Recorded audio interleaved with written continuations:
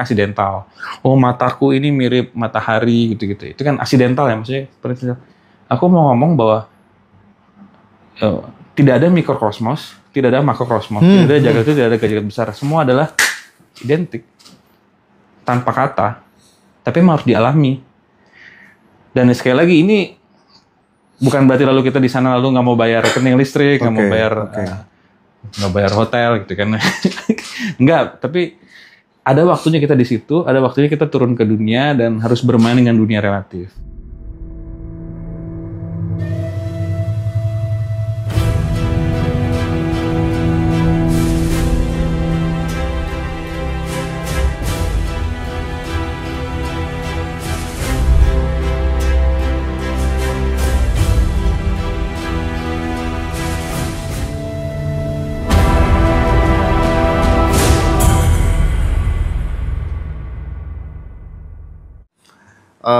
Belajar Zen itu kan sesuatu yang baru buat teman-teman di Ngaji Rasul. Mas Reza memberikan warna tersendiri gitu ya, Mas. Mas Reza kan nggak terlalu mementingkan yang namanya citra. Seperti tadi andai kata kemudian terjadi sesuatu gini-gini, aku nggak begitu ngurus gitu kan. Aku melihat udah nggak terlalu mentingin yang begitu-begituan gitu. Kita tahu, Mas, masyarakat kita, ya jangan masyarakat kita ya kita sendiri aja masih sering gitu. Kalau punya sesuatu itu punya tradisi untuk pamer. Orang harus tahu apa yang aku punya gitu ya. Dan itu kan bukan hal yang gampang juga untuk kemudian mengubah, melebur, meminimalisir keakuan-keakuan yang seperti itu gitu. Nah, aku pengen belajar dari nol, Mas Reza, supaya kemudian kita ini pelan-pelan gitu bisa menghilangkan. Aku kan bukan Reza gitu, Reza nggak ada gitu. Itu tidak hanya di tataran retorika, tapi bagaimana kemudian itu mampu kita terjemahkan dalam bahasa perbuatan. Gimana, Mas Reza? Startnya mulainya dari mana? Dari konsep menjadi perilaku, harus ada pengalaman eksperiensial. Itu yang akan kita lakukan di Sabtu nanti di Bali. Jadi supaya yang kita omongin di sini itu menjadi pengalaman batin bahwa kekosongan yang sadar dan terbatas itu adalah diriku yang sebenarnya. Itu tujuan hari Sabtu, walaupun atau cukup nggak ya waktunya, kita lihat nanti lah itu. Itu yang pertama. Terus yang kedua, ini kan sebenarnya lahir dari kecemasan ya tentang apakah masyarakat menerima aku, apakah aku penting di dunia ini, apakah hidupku bermakna, itu kan kecemasan semacam itu ya. Sifatnya eksistensial sebenarnya. Menghilangkan merasa penting itu kan juga nggak gampang juga. Aku pengen merasa penting gitu. Aku sebenarnya penting nggak sih gitu. Kerinduan akan validasi. Nah, bener Mas. Pengakuan. Wah, Mas Hendra sudah jadi. Iya gitu. Mas Dodi sudah jadi. Jadi apa kita? Jadi hantu. Nah, ini kan sebenarnya semua nih kecemasan eksistensial semacam ini ya. Ini lahir dari satu akar yang sama sebenarnya. Kembali ke jantung hati Zen ya, bahwa kita tidak tahu kita ini siapa sebenarnya. Kita kira diri kita adalah nama kita, profesi kita yang harus kita jaga, profesi harus jaga, reputasi kita, nama baik kita, pandangan orang keluarga tentang kita itu harus dijaga. Bahwa itu adalah aku. Ini kan kesalahpahaman total. Iya. Jadi akarnya tetap ignorance ya kalau bahasa Inggrisnya, avidya bahasa Sanskertnya, ketidaktahuan akan siapa saya sebenarnya. Karena tadi kalau kita melihat diri kita hanya sebagai person ya, pribadi kayak aku nih, Reza, orang Ambon, Cina, Belanda, tinggal di Jakarta, profesi penulis. Kalau aku hanya melihat diriku semacam itu, ya tentu saja aku cemas. Gila, waduh. Aku nih minoritas di kalangan minoritas. Gimana ya? Udah identitas sosialnya minoritas, bahkan di kalangan minoritas pun aku jadi minoritas gitu. Jadi meta minoritas ya. Minoritas di dalam kelompok minoritas. Aduh, aku nih bener-bener udah Ambon. Di kalangan Ambon pun juga nggak diterima karena ada Belandanya. Di kalangan Belanda aku juga nggak diterima karena ada Cinanya. Di kalangan Cina apalagi nggak diterima sama sekali. Di Indonesia aku kan KTP ku masih Katolik ya, walaupun agamaku multi religi sekarang. Iya. Di kalangan orang Katolik aku nggak diterima juga.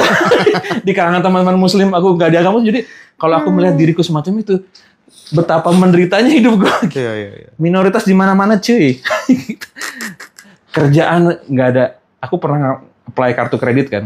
Disuruh isi pendapatan per bulan. Aku nggak tahu pendapatanku per bulan berapa. Berapa ya pendapatan per bulan? Nggak tentu juga ya.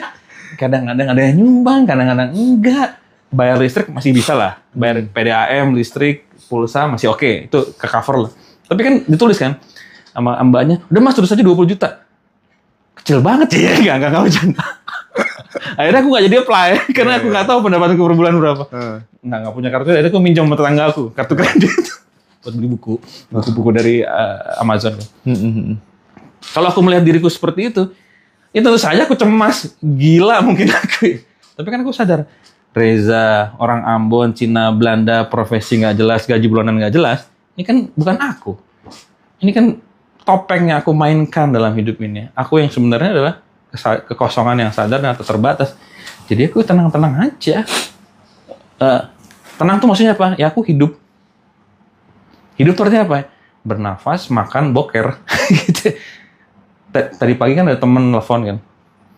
Temanku ini ASN loh, ASN di BUMN. Jadi secara karir jauh lebih baik daripada aku lah. Iya. Tapi mungkin karirku lebih baik. Ya itulah, itu kan sekali lagi kan komparatif kan, validasi. Lah itu ya. Aku tuh bingung hidupku mau apa. Dia aja nanya gitu ke aku. Anak 2, karir ASN. Maaf ya kalau kerasa ya teman-teman ada yang kena. Tadi pagi baru sampai sarapan.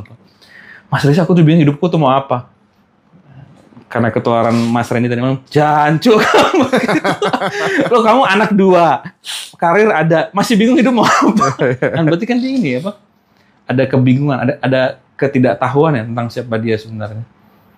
Nah akhirnya kita ngobrol agak panjang. Aku bilang, wah aku ada janji sama Mas Hendra nih. Oh Mas Hendra suaranya ini, kita tahu suaranya, pengen lihat mukanya dong. Gitu. Jangan rahasia itu. Nanti ketemu di ballroom Best Western. Dia di Jakarta, dia arek Surabaya sebenarnya. Arek Sidoarjo. Iya banyak peserta. Mas Hendra nanti ketemuan ya, selama ini cuman dengar suaranya aja gitu. Siap. Iya. Nanti kita ketemu Mas Hendra nanti itu lah malam. yang aku ini aja. Sama Mas kita ngobrol-ngobrol aja. Jadi Mas Des, siapakah seorang misterius di balik Ngaji Roso? Kembalikan tadi. Jadi ya itu. Karena kita nggak paham diri kita siapa.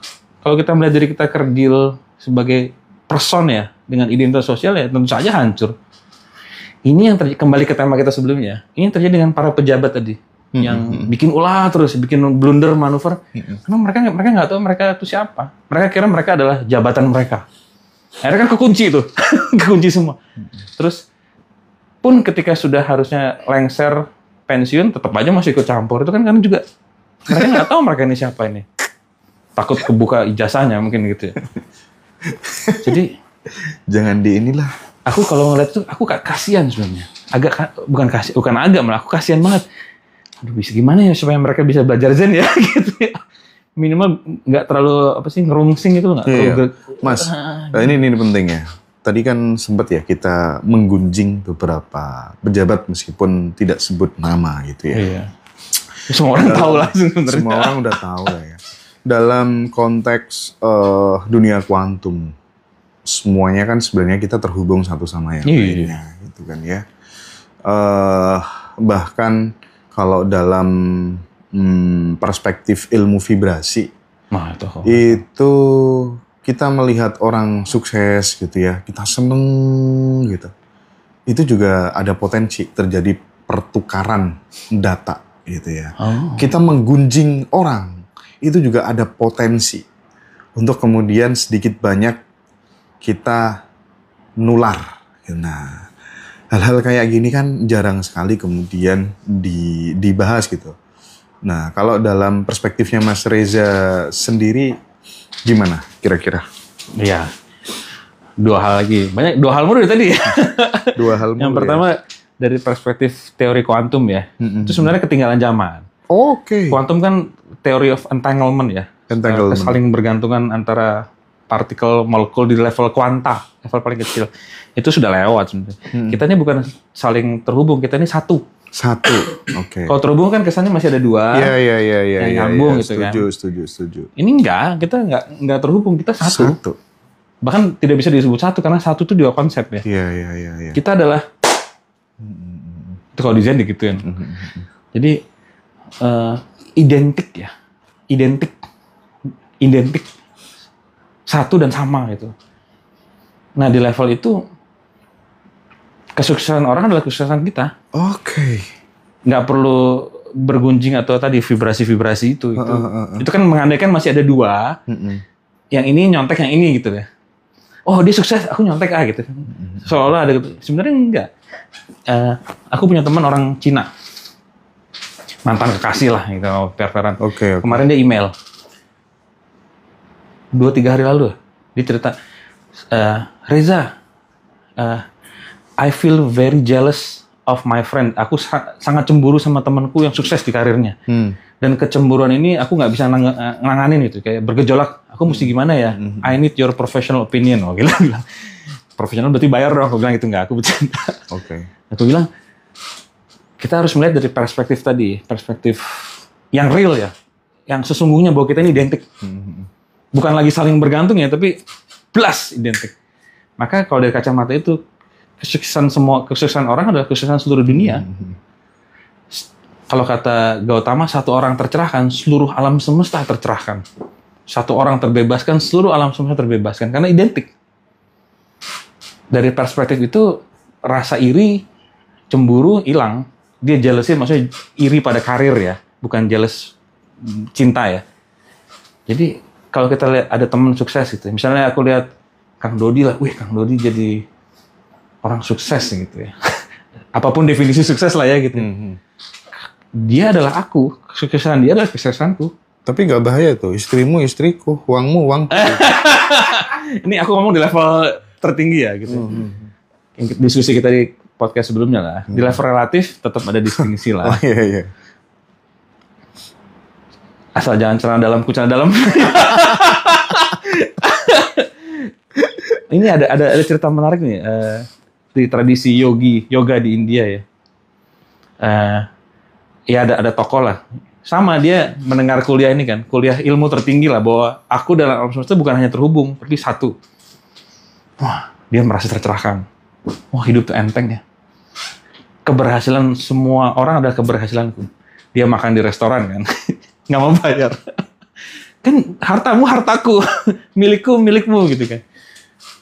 Ya, tangkap polisi lah. Ini teaching stories ya, bukan kejadian real. Ini cerita untuk mengajar ya. Oke. Tangkap polisi, disuruh bayar, nggak mau. Aku adalah alam semesta. Dimasukin penjara. Aku adalah alam semesta. Di penjara digebukin sama napi-napi yang lain. Aku adalah alam semesta. Ya ini absurdisme tadi. Kelekatan pada kekosongan. Jadi sekali lagi di level relatif kita harus membuat pembedaan lah. Ini celana dalamku, ini celana dalammu, ini rekeningku, ini rekeningmu, ini istrimu. Ini pembedaan-pembedaan yang sifatnya relatif kan. Tapi di level tertinggi ya itu tadi. Harus punya kesadaran bahwa aku dan seluruh kenyataan ini identik. Dan siap bermain di antara dua dunia ini. Bermain di antara dua. Kadang-kadang harus relatif, misalnya ya bisnis lah. Bisnis kan harus ada cost dan profit ya. Pengeluaran, pendapatan, income, ada hitung-hitungan. Ini harus pintar. Ini bermain di level relatif. Tapi setelah di rumah, habis mandi, kita kembali ke rumah kita yang sebenarnya.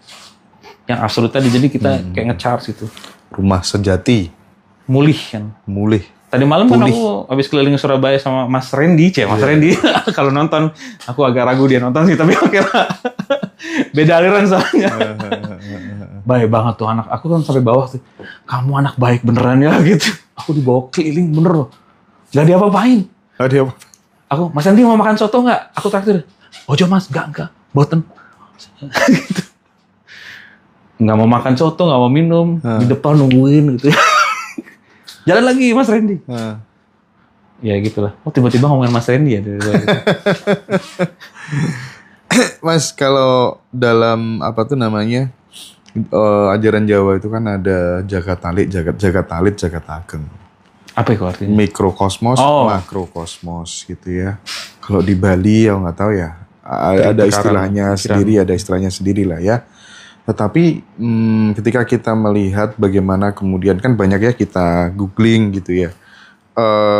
Misalnya aja gambarnya brain cell sama the universe itu kan hampir mirip gitu Mas. Brainwave ya. Brainwave. Itu. Oh iya, wave cell juga. Iya.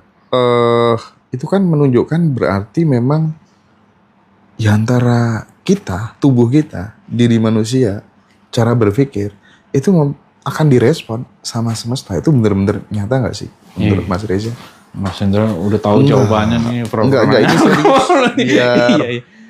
Gimana Mas? Aku bahkan ingin dorong lebih jauh dari itu ya. Tadi itu kan sebenarnya kemiripan yang sifatnya aksidental.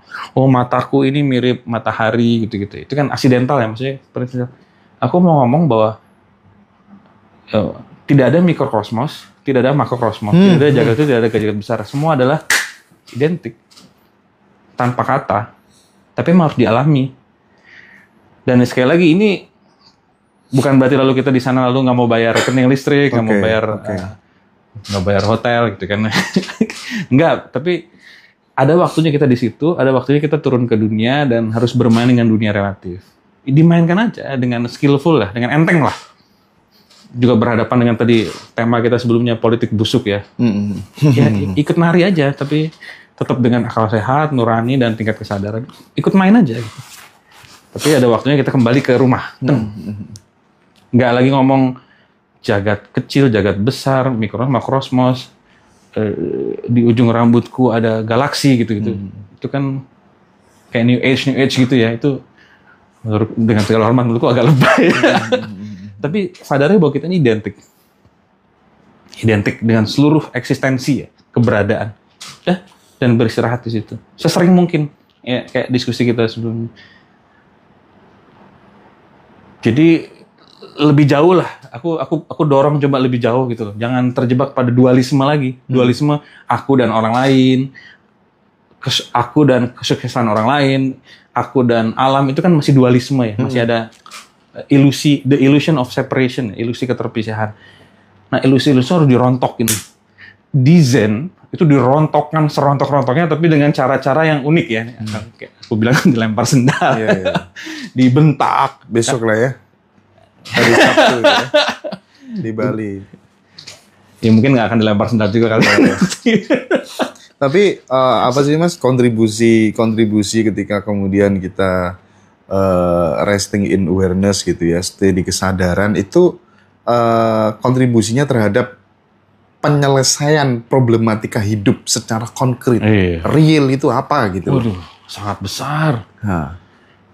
Problematika hidup itu kan kalau nggak relasi, duit. Sebenarnya duit itu juga relasi kan, kan ada relasi. Sebenarnya masalah relasi, hubungan dengan manusia lain, hubungan dengan alam.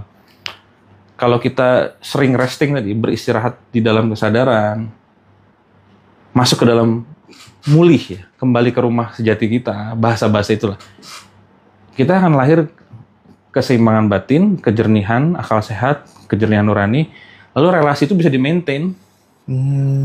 Relasi dengan keluarga, dengan rekan bisnis.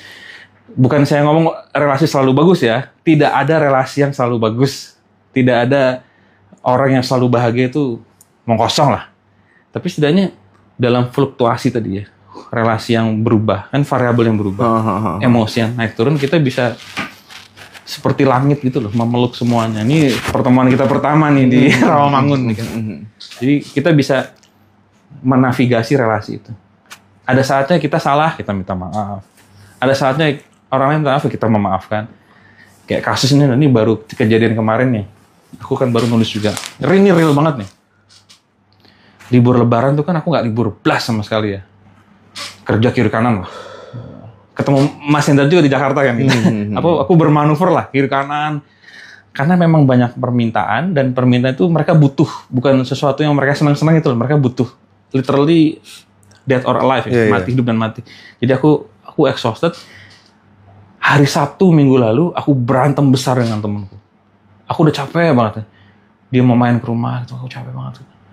Aku bilang, tolong dong ini angkatin itulah. Ini ada sampah, bersihin rumah gue berantakan banget. Kan nggak sempat bersih rumah, saking ngeluyur gitu loh. Oh dia nggak mau, dia malah main handphone. Berantem besar kita berdua, literally, wah gitu. Aku nyebutnya perang nuklir lokal ya. Ini kan relasi kan. Aku dengan sahabatku ini relasi.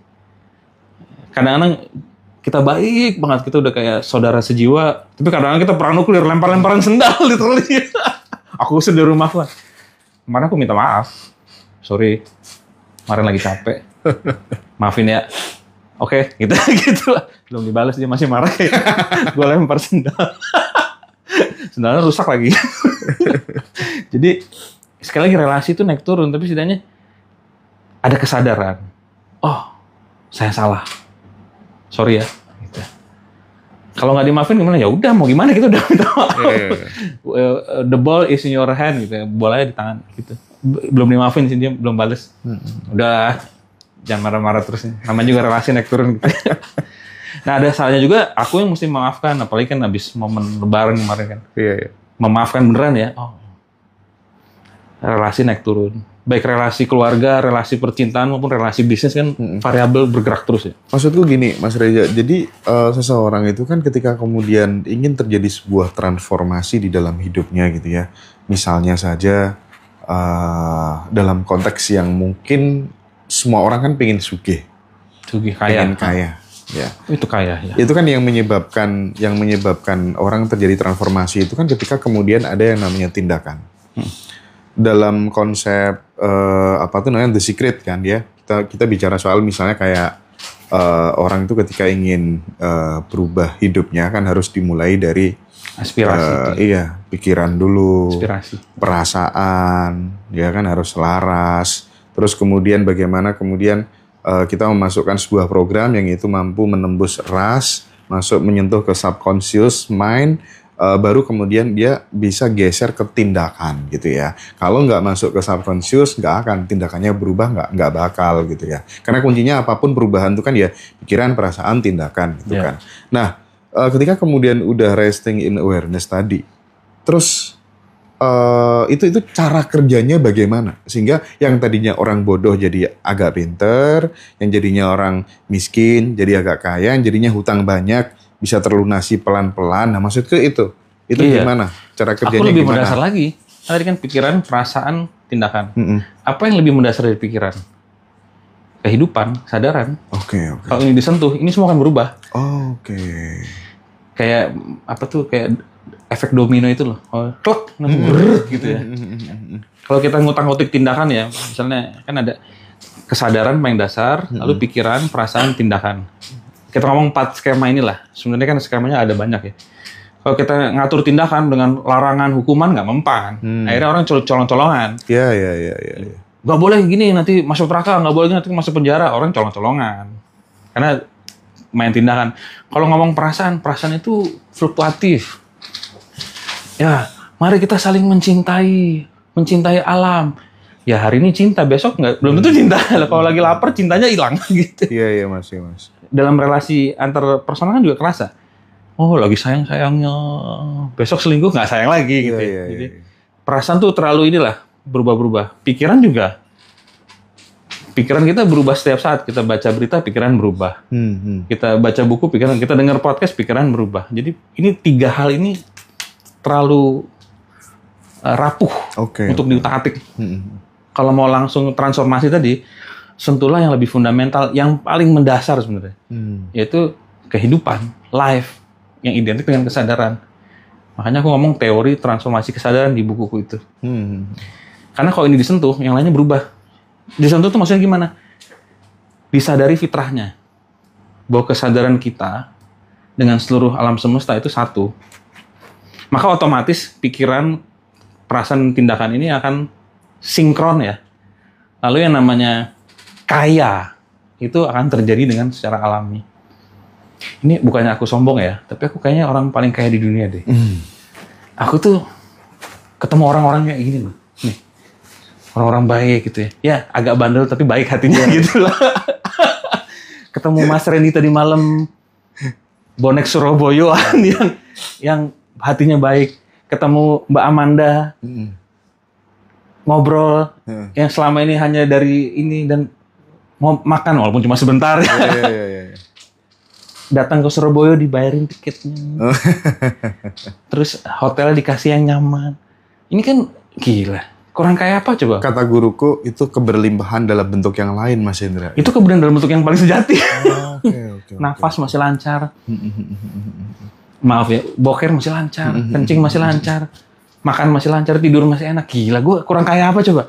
Tadi pagi ketemu waiters yang sangat ramah dan Bapak dari kamar berapa? Boleh minta pendapatnya nggak Pak soal makanan kami? Oh makanannya. Aku kurang kaya apa coba? Iya. Aku mungkin lebih kaya daripada Bill Gates. Yang bikin pagar itu kali ya. Aku tadi pagi di kamar bangun jam 6, aku ritual kan.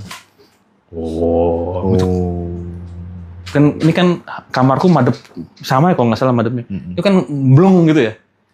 Wah langsung peripheral view dan langsung ada kayak perasaan spacious gitu. Gila gue kaya banget ya. Makan masih nggak ada larangan. Ini agak maju tapi nggak apa-apa lah. Cabi-cabi gemes gitu. Aduh. Tadinya maunya six pack tapi 6 months kayaknya lebih bagus ya. Bukan 6 months. Nah itu dari mana? Apakah dari tindakan? Enggak juga sih, aku bandel juga soalnya. Pikiranku ganti-ganti ya. Emosi abis lempar-lempar sendal sama temen kemarin. Enggak sih, aku aja yang lempar, dia nggak lempar. Nanti dia komplain lagi, lo yang lempar, gue nggak lempar. Ya, tapi aku selalu berusaha melakukan transformasi kesadaran. Setiap detik, setiap saat, aku latihan kesadaran. Dan itu kayaknya yang membuat aku menjadi sangat kaya deh. Berjumpa dengan orang-orang inilah. Orang-orang bandel berhati baik ya. Apa sih istilahnya? Tampilan rock and roll, hati soneta. Hati rock and roll, hati tampilan hati soneta Ji.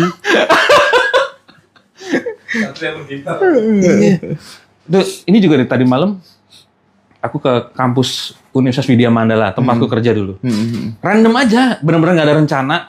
Aku mau masuk aja lah kan, sama bonek kan, kita bonek aja lah masuk. Ketemu satpam, mau kemana? Malam-malam datang. Oh saya mantan dosen di sini. Satpamnya baik banget Pak Rosid.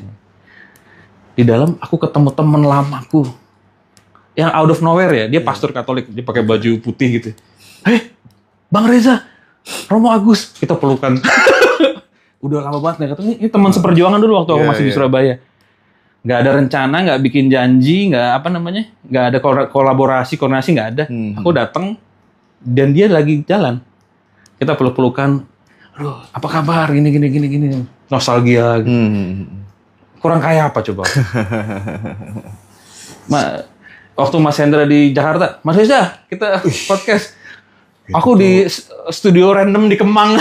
Kok bisa ya Mas ya? Aku sering ya kayak gitu tuh gini. Jadi awalnya kan aku ke Jakarta itu kan karena nggak enak ya. Aku tuh kan menghargai narasumber. Bang Coki ya? Iya, Coki bisanya gini. Oke, udah. Terus aku kontak sama satunya lagi temennya Coki kan. Nah temennya Coki nggak bisa. Ya wes, berarti aku ke Jakarta pagi. Terus malam harus balik lagi hanya untuk ketemu Coki. Tapi biasanya nanti mesti ada kok satu lagi penggantinya gitu kan. Jadi aku terus ban serep ya. Nah, itu kan memang memang nggak ada rencana kan. Sama Mas Reza kan nggak ada rencana sama sekali. Gue nanya gini, Mas Reza udah bangun belum? Ngapain nanya aku udah bangun? Karena dirimu kan aku tanggal itu masih ada acara Mas Hendra gitu kan, kita ketemu di Surabaya aja. Tapi ternyata lokasi kita cuma selisih 6 menit. 4 menit. 6 menit pakai mobil, 4 menit pakai motor. Ya Allah, iya. Loh, cuma deket banget Mas aku di sini. Nah, makanya. Nah, itu piye? Lah ya piye? Kurang kaya apa gitu ya. Apa, coba? Aduh. Emang sih nggak bisa bikin pagar. Nggak perlu masukin ijazah juga. Siapa yang masukin ijazah ya? Pasti bukan aku, ijazah aku asli kok. Bisa dites. Asli ya? Ya itu loh. Apakah itu kan orang paling kaya di dunia ya? Maksudnya kalau aku tutup mata tuh aku bahagia. Iya, sangat mencerahkan ya. Sangat mencerahkan. Selama ini kan kita anggap kaya itu kalau punya emas 10 kilogram. Itu malah miskin itu. Pusing, berat kan 10 kilo. Terus ya saldo 10 M. Kecil amat ya. Itu kan perspektif kaya. Iya, itu perspektifnya sangat sempit dan materialistik tentang apa itu kekayaan ya. Itu yang harus dibuang jauh-jauh sebenarnya. Iya. Oke lah. Thank you Mas Reza. Apa gunanya emas 10 kilo kalau udara nggak bisa dihirup lagi? Apa gunanya 10 kilo kalau aku udah nggak bisa boker? Apa ini gunanya? Tadi soal kulit-kulit. Nah, habis ini agak dalam-dalam. Oh ini masih kulit? Oh, ampun, dalamnya gimana nih? Ini dalamnya nih Kang Dodi nih ya. Thank you ya Mas Reza ya. Sami-sami, Hendra.